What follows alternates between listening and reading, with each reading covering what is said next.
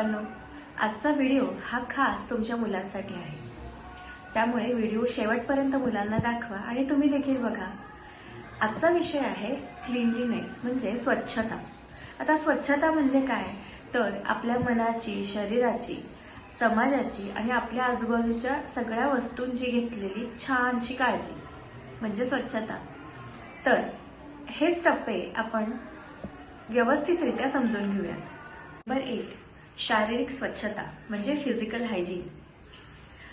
मुलांनो, तुम्ही रोज क्लीनलीनेसची प्रार्थना म्हणता.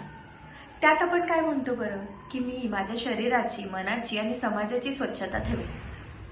आता हे फक्त म्हणून होणार आहे का, तर नाही. आपल्याला छोट्या छोट्या गोष्टींनी सुरुवात करावी लागेल.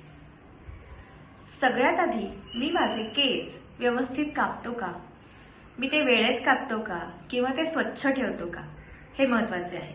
किंवा मुलींचे देखील केस वाढले असतील तर मी त्याची काळजी घेतोय का, किंवा त्यात व्यवस्थित वेण्या घालून मी शाळेत येतेय का, याकडे लक्ष दिले पाहिजे. माझे केस, माझी नखं, माझे दात, माझं नाक हे स्वच्छ असतं का, याकडे नेहमी लक्ष दिले पाहिजे. माझ्या युनिफॉर्मची घडी मी स्वतः करतो का, किंवा माझे सॉक्स आणि रुमाल मी स्वतः धुतो का, याकडे लक्ष देऊयात. शरीराची स्वच्छता ही फक्त बाहेरून असते का, तर नाही, आतून देखील असायला हवी.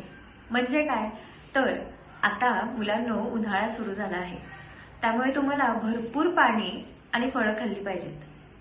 त्याने होईल काय, तर आपल्या पाण्याची पातळी ही व्यवस्थित राहील आणि शरीर आतून स्वच्छ व्हायला मदत होईल. नंबर 2, घराची स्वच्छता म्हणजे होम हायजीन.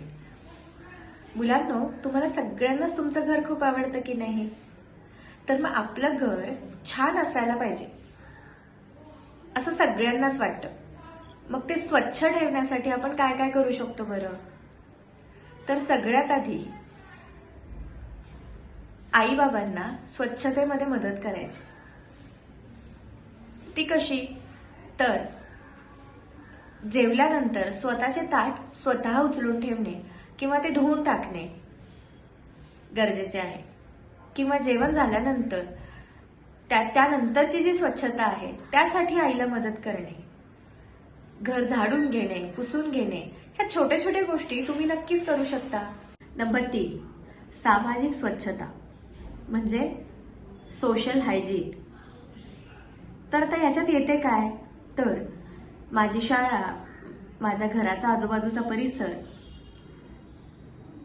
किंवा इतर सामाजिक ठिकाणं, त्याची स्वच्छता, त्यांची घेतलेली काळजी म्हणजे सोशल हायजीन.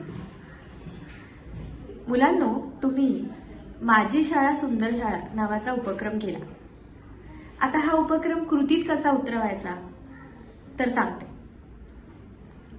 तुमच्या शाळेमध्ये किंवा वर्गामध्ये माझ्याकडून कचरा होणार नाही ह्याची काळजी तुम्ही घेऊ शकता.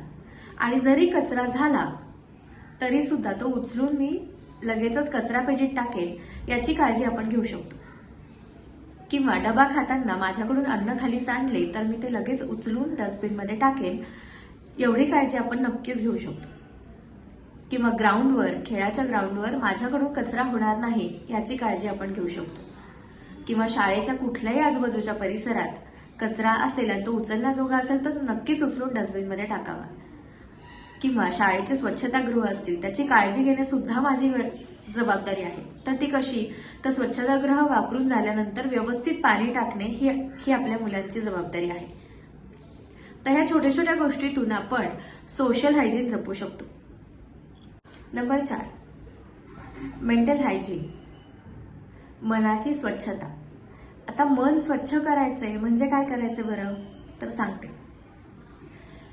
मुलांनो, आपल्या मनातील सगळ्या गोष्टी म्हणजे शाळेत घडणाऱ्या, आजूबाजूलाच घडणाऱ्या सगळ्या गोष्टी आपण आईबाबाला वेळेत सांगणे, मोठ्यांचा आणि शिक्षकांचा आदर करणे, किंवा शाळेमध्ये, ट्युशनमध्ये किंवा इतर मित्रमैत्रिणींसोबत कुठेही कुणाचाही राग आला किंवा भांडण झाले तर सगळे विसरून सॉरी असे म्हणून आपण परत आपले मन स्वच्छ करूयात. किंवा आपल्या मनामध्ये काही वाईट विचार येत असतील किंवा अस्वस्थ वाटत असेल किंवा कळत नसेल की काय करावं, तर त्यासाठी आपण आपल्या शिक्षकांना, आईबाबांना किंवा शाळेतील काउन्सिलर्सला बोलू शकतो किंवा त्यांची मदत नक्की घेऊ शकतो. किंवा रोज संध्याकाळी आपल्या आजी आजोबांसोबत किंवा आईबाबांसोबत देवाची प्रार्थना करणे, त्यांनी सुद्धा मन स्वच्छ व्हायला मदत होईल. सगळ्यात महत्त्वाचा आणि शेवटचा मुद्दा, मुलांनो, आपल्या आजूबाजूला, घराच्या परिसरात किंवा शाळेमध्ये जे कोणी मावशी, काका, कचरा वेचक आणि कष्टकरी वर्ग आहेत, या सगळ्यांना आदराने आणि प्रेमाने बोलणे गरजेचे आहे. या सगळ्यांमुळेच तर आपण इतक्या सुंदर शाळेमध्ये किंवा रस्त्यांवर किंवा आजूबाजूच्या वातावरणात स्वच्छतेने राहू शकतो. आणि स्वच्छता ही फक्त शरीराची नसून ती वरती सांगितल्याप्रमाणे सगळ्या दृष्टीने असली पाहिजे. Remember childrens, cleanliness is a sign of development. चला तर मग आपल्या सगळ्या दृष्टीच्या स्वच्छतेकडे लक्ष देऊयात. नवीन विषयाला घेऊन परत भेटूयात पुढच्या शनिवारी. थँक्यू. धन्यवाद.